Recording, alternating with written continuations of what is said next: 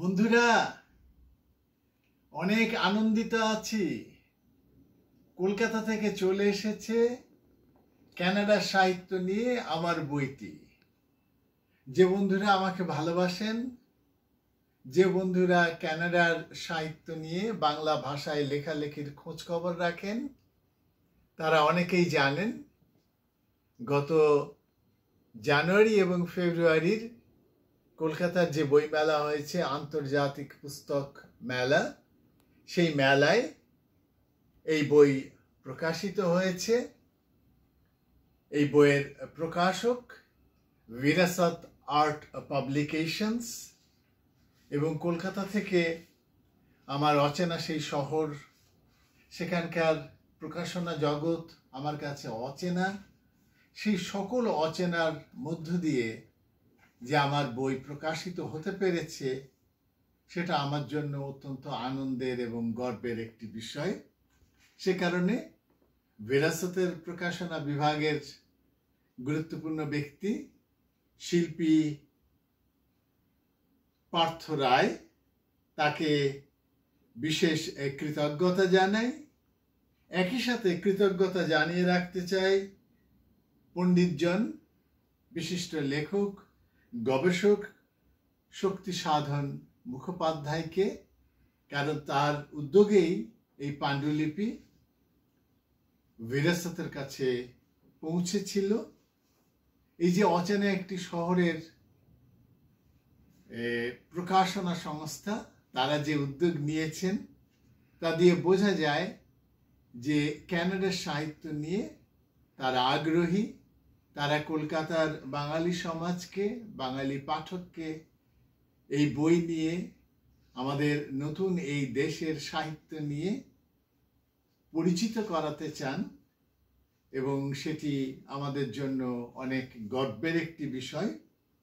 একটু বইয়ের যদি সূচিপত্রের দিকে যাই, প্রথমে বইতে রয়েছে 5টি প্রবন্ধ।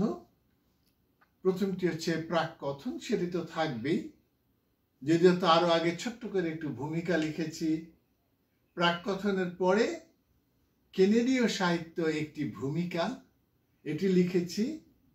কানাডার কবিতা নিয়ে, কানাডার কবিতা অতীত অনুসন্ধান, সেটি রয়েছে কেনেডীয় সাহিত্যে বিশ্ব সাহিত্যের স্বাদ, তাই নিয়ে একটি প্রবন্ধ, এবং ক্যানলিট নিয়ে একটি প্রবন্ধ। এর বাইরে যদি নির্দিষ্ট লেখক, মানে আমরা যাকে বলি ইন্ডিভিজুয়াল রাইটার, তেমন যাদেরকে নিয়ে প্রবন্ধ করা হয়েছে, তারা হচ্ছেন সুজানা মোদি, স্টিফেন লেকক, এমিলি কার, এবং আপনাদের মনে আছে সেই যে রিমেম্ব্রেন্স ডের যে পপি ফুলের কবি, তাকে নিয়ে করেছি। আছেন Robert Service, Lucy Montgomery, Mazo de la Roche, Hugh MacLennan, ফরাসি লেখক Gabrielle Roy, Dorothy Livesay, Irving Layton, P K Page, Al Purdy, Milton Acorn, Phyllis Webb, তাদের সবাইকে নিয়ে আলাদা আলাদা প্রবন্ধ রয়েছে।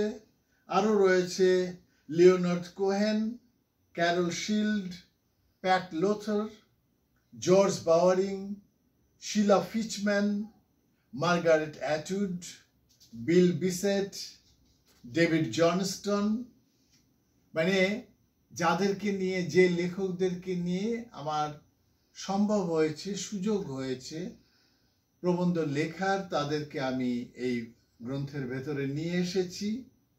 রয়েছে আমার প্রিয় কবি গোয়েন্ডোলিন ম্যাকিয়ান, আরও রয়েছে Matt Cohen, Harold Sunny Lado, রয়েছেন শার্লট গ্রে, ভেন ভেগামুদ্রে। আপনাদের অনেকেরই মনে আছে, ভেন ভেগামুদ্রে হচ্ছে সেই লেখক যিনি ভারতীয় যে পুরাণ, সেই পুরাণকে আশ্রয় করে কানাডায় উপন্যাস রচনা করেছেন। আরও রয়েছেন সেই বিখ্যাত লেখক ইয়ান মার্টেল। আপনারা জানেন যে ইয়ান মার্টেলের সাথে আমাদের ভারতীয় একটি সংযোগ রয়েছে।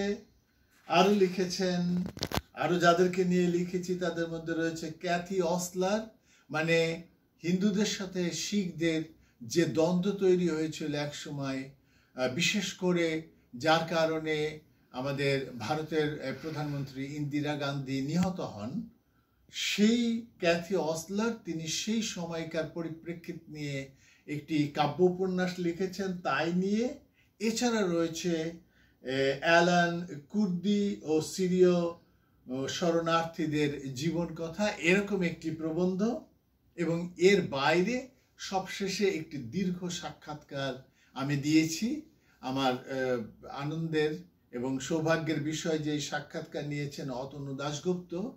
এই সাক্ষাৎকারটিতে আমি প্রকৃতপক্ষে যে কাজটি করেছি, গত 5 বছরে যত নতুন পাঠ হয়েছে আমার কানাডার সাহিত্য নিয়ে বই, মেজর কেনেডিয়ান লিটারেচারের যে বইগুলো নিয়ে আগে কথা বলার সুযোগ হয়নি, লেখার সুযোগ হয়নি, সেই সব বই নিয়ে কানাডার বিভিন্ন সাহিত্য পুরস্কার, যেমন গিলার প্রাইজ, গভর্নর জেনারেল পুরস্কার, এ সমস্ত নিয়ে কথা বলেছি অর্ডার অফ ক্যানাডা নিয়ে, ইত্যাদি ইত্যাদি সব বিষয়কে তুলে আনার চেষ্টা করেছি। কারণ বাস্তবে কেনেডীয় সাহিত্য এত বড় যে আজকে এই বইটি 340 পৃষ্ঠা হয়েছে, এটি তো প্রকৃতপক্ষে 3400 পৃষ্ঠা যদি হয়, তাহলে হয়তো এটি একসময় সত্যিকারের একটি পূর্ণাঙ্গ গ্রন্থে পরিণত হবে এবং তার জন্য হয়তো আমাকে আরো 10-20 বছর অপেক্ষা করতে হবে। দেখা যাক। আপাতত এটুকু বলি যে এ বই অনেকগুলো কপি কলকাতা থেকে চলে এসেছে আমার বাসায়। কোনো বন্ধু যদি আগ্রহী থাকেন আমাকে জানাতে পারেন। আপাতত আমরা বইটির মূল্য নির্ধারণ করেছি $20। এরপরে যদি ডাকে নিতে হয় তাহলে ডাক খরচ লাগবে। আর এটুকু বলবো যে কানাডার সাহিত্য নিয়ে আমার এই যে প্রচেষ্টা, এই প্রচেষ্টা প্রায় 10 বছরের ফসল। সেই ফসল ভবিষ্যতে আপনাদের আশীর্বাদ থাকলে আরো বেশি, আমি বলবো যে মানে সোনায় ভরে উঠবে, সোনার ধানে ভরে উঠবে, এটুকু আমরা আশা করতে পারি। এবং এক সময় নিশ্চয়ই কানাডার সাহিত্য নিয়ে শুধু আমি সুব্রত কুমার দাস লিখব তা হবে না। কানাডার সাহিত্য নিয়ে আমাদের আরো 10, 20, 50 জন বাঙালি লেখক তারা লিখবেন এবং সারা পৃথিবী জুড়ে যারা বাঙালি আছেন তাদেরকে কানাডার সাহিত্য বিষয়ে আগ্রহী করতে, পরিচিত করাতে তারা ভূমিকা রাখবেন। সবাই ভালো থাকবেন। আমার বই কানাডার সাহিত্য এর প্রতি আপনাদের শুভ কামনা রাখবেন।